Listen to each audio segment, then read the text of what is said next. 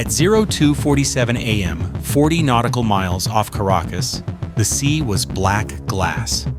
Out of the mist, a shadow grew, the USS Gerald R. Ford, largest carrier ever built, surrounded by destroyers and submarines, sliding silently through the Caribbean. No announcement, no warning, just an armada materializing overnight. Venezuelan radar operators stared at their screens as hundreds of unknown contacts appeared. Panic spread across command rooms in Caracas. Admiral Jose Moreno ordered full readiness, but communications crackled with confusion. Above, F-35C fighters shimmered in infrared patrols, cutting ghost-like trails through humid night air. In Beijing, urgent calls pierced the calm. Chinese military advisors stationed in Venezuela received one chilling directive from the Central Command: do not engage. The message rippled through encrypted channels while satellites shifted position to observe. By sunrise, the American fleet held position motionless, dominating the horizon. Fishermen filmed the silhouettes from small boats, their clips flooding social media within minutes. The world woke to breaking news. U.S. carrier strike group appears overnight off Caracas. The silence before the storm had begun, and every nation with eyes on the Caribbean wondered if this would be the spark that ignites the next great war. The first rays of dawn revealed the impossible. Off the Venezuelan coastline, the Atlantic shimmered with steel in motion, a full U.S. carrier strike group in combat formation. The USS Gerald R. Ford sat like an island of metal, its flight deck a flat black expanse lined with jets and armored vehicles. Beside it, an escort of Arleigh Burke destroyers and a pair of Zumwalt-class surface combatants formed a diamond of steel, their vertical launch systems bristling with missiles. Below the waves, two Virginia-class submarines moved like sleeping predators, their hulls a dark promise under the surface. The air carried the low thrum of gas turbines and distant helicopter rotors. The smell of salt and hydraulic fluid hung over decks as sailors checked systems in tight, efficient cycles. In Caracas, Admiral Jose Moreno watched radar returns bloom across his console with a cold clarity reserved for officers who had seen too many crises. He had spent 30 years interpreting arcs of light and shadow. This display felt different, deliberate, calibrated, unblinking.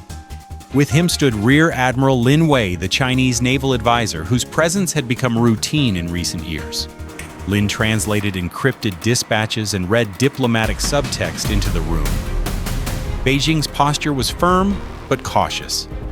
"They are within our extended threat ring," Moreno said, tapping the screen where blue blips now circled Puerto Cabello like a cruel constellation.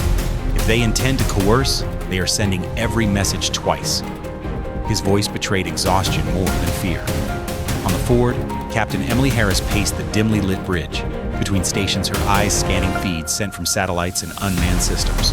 Her crew relayed fragments of electronic intelligence, anomalous radar shadows.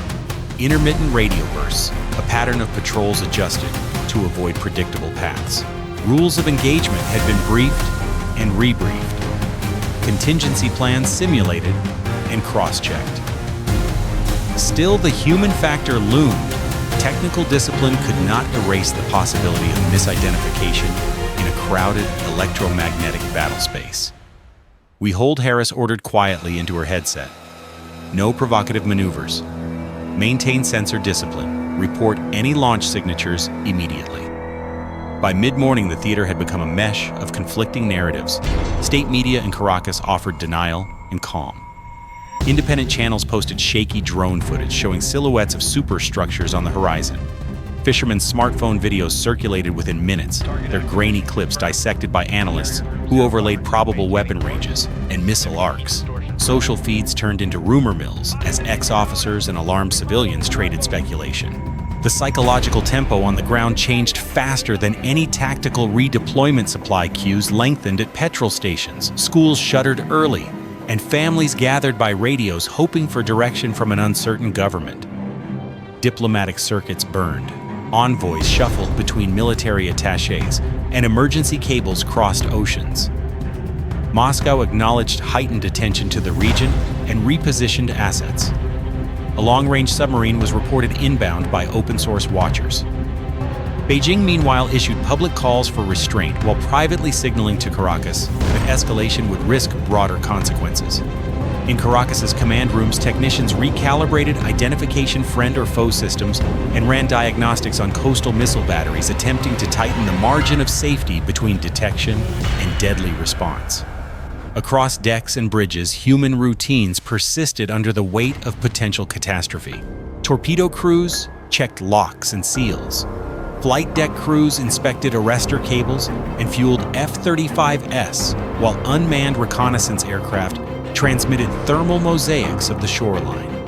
Amphibious squadrons prepared landing craft in case of evacuation or demonstration operations, while medical teams staged triage areas. Each unit rehearsed the mechanical steps that could not erase the moral calculus to act or to hold, to demonstrate resolve, or to prevent a single misfired round from spiraling into war. As afternoon edged toward evening, intelligence inputs suggested overlapping patrols had created dense sensor layers and dangerous blind spots. Sonar operators strained for signatures. Cyber teams sifted for spoofed telemetry. Every ping, every data packet, and every intercepted message was measured against worst-case assumptions. A leaked commercial satellite image hinted at an unfamiliar hull nearer Curacao. Naval watchers speculated on the presence of a Chinese escort destroyer, a possibility that compounded the geopolitical stakes. In a crisis meeting that evening, Venezuelan ministers, military commanders, and foreign advisors debated the only options available: escalate and risk open confrontation, or show restraint and cede psychological space. Lin Wei's words in translation were blunt. Beijing would not permit a small theater incident to ignite a global conflict, yet it expected Caracas to avoid rash action. Admiral Moreno Palm's flat on the table framed the dilemma plainly. One misinterpreted radar lock, one automatic countermeasure, and the region could cascade into chaos. They chose the narrowest path: constant watchfulness, careful diplomacy, and relentless measures to secure civilian safety and deterring missteps through constant liaison and international communication. As night returned to the Caribbean, the reflection of red navigation lights shimmered across the black water like veins of molten metal. The USS Gerald R loomed as an immovable fortress, its deck now aglow with activity under the orange hue of combat readiness lights. Aircraft technicians secured the final checks on 24 F-35C Lightning II jets, while ordnance teams aligned long rows of AIM-120D missiles ready but unfired. The silence of the day had turned into a hum of controlled anticipation. Every man and woman aboard knew that one radar lock from the Venezuelan coast could start a chain reaction. Far to the west in Beijing's underground command complex, the atmosphere was as tense as the steel corridors aboard the Ford. A live feed from Chinese military advisors in Caracas filled a wall of screens. Satellite images intercept logs and GPS triangulations. The words of Admiral Zhang Ruimi, chief of the Chinese Southern Theater Navy, cut through the chatter. We built influence here, not graves. Do not let them drag you into a mistake.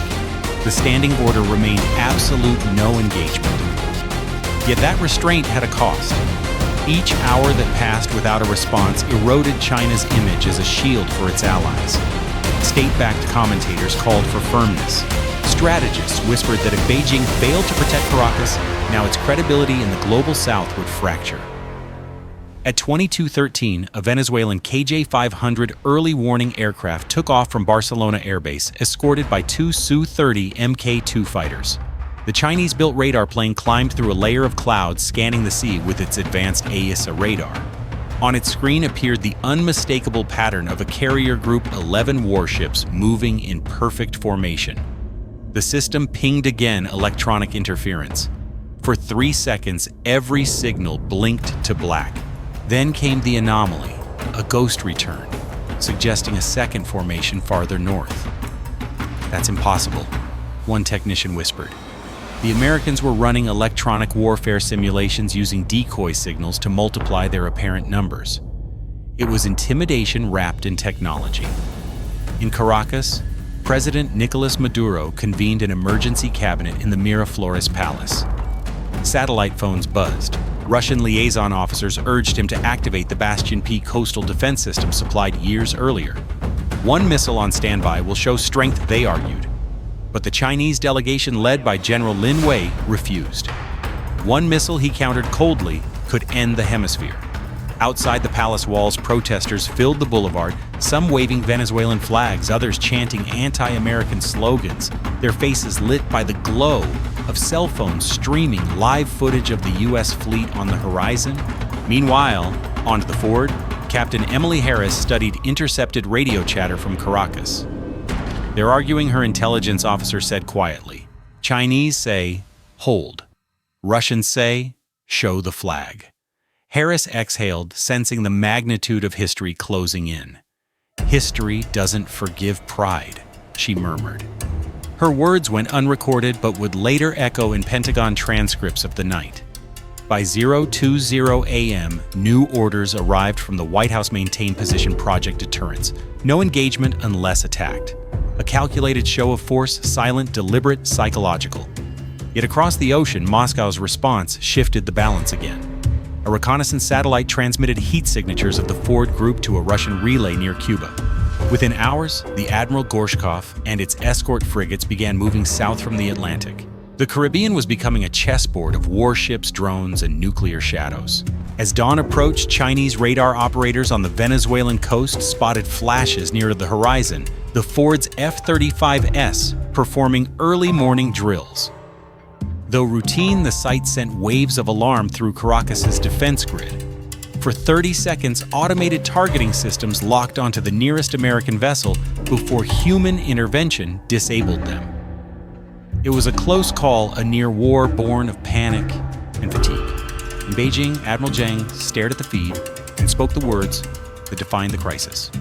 We are watching the future of power unfold over a strip of water. The question is, who will turn away first? Dawn broke over the Caribbean like a blade of fire, cutting through humid mist. From the deck of the USS Gerald R. Ford, the rising sun silhouetted the Venezuelan coast, a thin, dark line between two worlds that had been staring each other down for 40 hours straight. The air was thick with salt and static. Every antenna, every radar dish, every human nerve seemed tuned to a single frequency tension.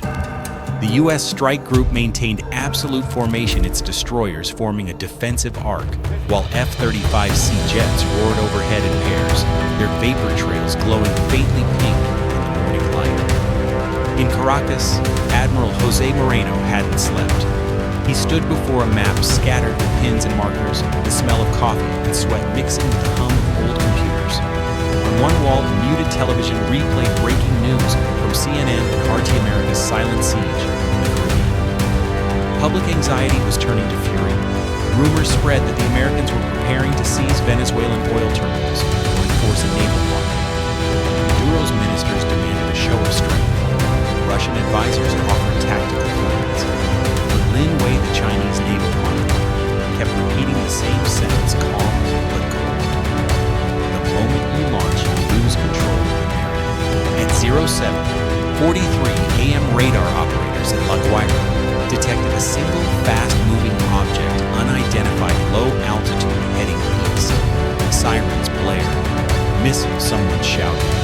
Within seconds, Venezuelan batteries locked on and prepared to respond. Then came the truth. A U.S. Navy MQ-9 Reaper drone had malfunctioned, losing its programmed altitude. It wasn't armed, but for 48 seconds, the world stood at the edge of annihilation. Every ship in the Ford group went to full combat alert. Dozens of radar-guided guns pivoted toward the coast. Then, as abruptly as it began, the alarm ended. The drone crashed harmlessly into the sea. Silence again. That silence now carried a weight measured in nuclear seconds. Across the globe, emergency hotlines buzzed. Beijing demanded immediate communication. Washington's response was quick. No hostile intent. Mechanical failure. Moscow generals debated retaliation scenarios. The Admiral Gorshkov was less than 400 nautical miles away. The Caribbean had become the new front line of deterrence. By noon, the crisis began to thaw, not from diplomacy, but exhaustion. Both sides recognized how close they had come to irreversible disaster. The Ford strike group started slow withdrawal eastward under watchful Chinese satellites. Venezuelan forces stood down gradually, their coastal radars still fixed on the vanishing silhouettes. Reporters captured the last sight American ships fading into haze as rain swept across the horizon. 3 days later, state media in Caracas called it a phantom invasion, denying the scale of the event. In Beijing, analysts called it a test of patience. In Washington, military briefings labeled it Operation Silent Current Successful. Yet within naval circles, a different phrase circulated quietly: the war that almost was. The Caribbean returned to its rhythm. Fishing boats, humid winds, distant thunder, but under the surface, something fundamental had shifted. Every admiral and every strategist understood the lesson: in a world of instant detection and automated weapons, peace now depended less on firepower than on restraint. And so the ocean slept again, but uneasily, for everyone knew the next storm might not stop at the horizon.